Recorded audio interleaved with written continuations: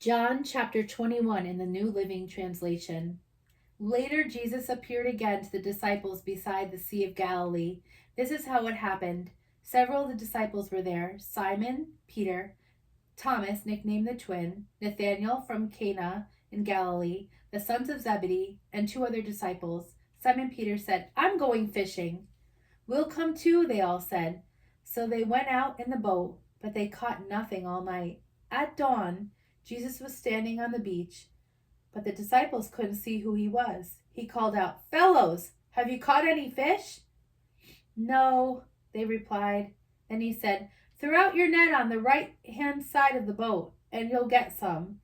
So they did, and they couldn't haul in the net because there were so many fish in it.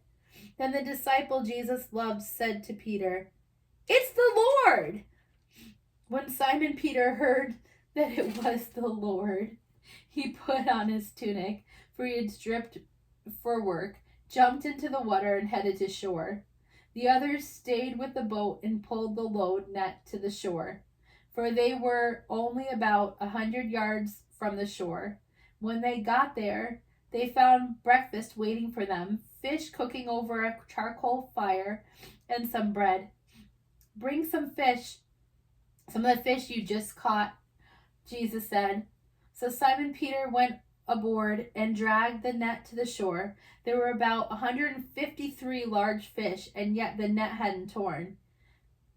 "Now come and have some breakfast," Jesus said. Then the disciples dared to ask him, "Who are you?" They knew it was the Lord.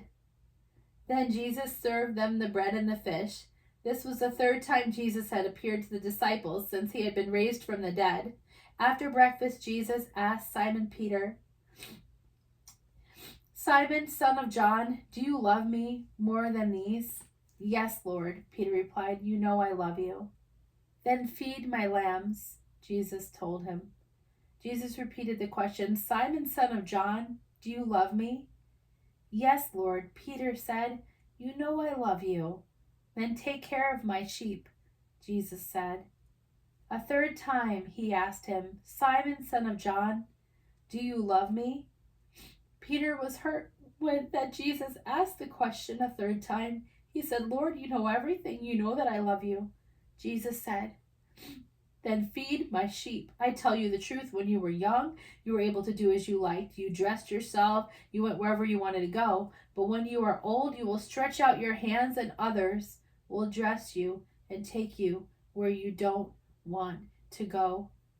Jesus said this to let him know by what kind of death he would glorify God.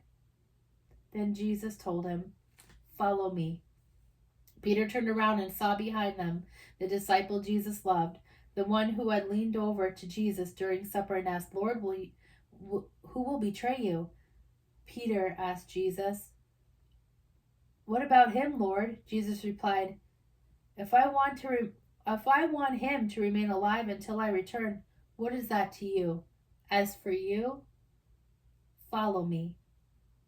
So the rumor spread among the community of believers that this disciple wouldn't die.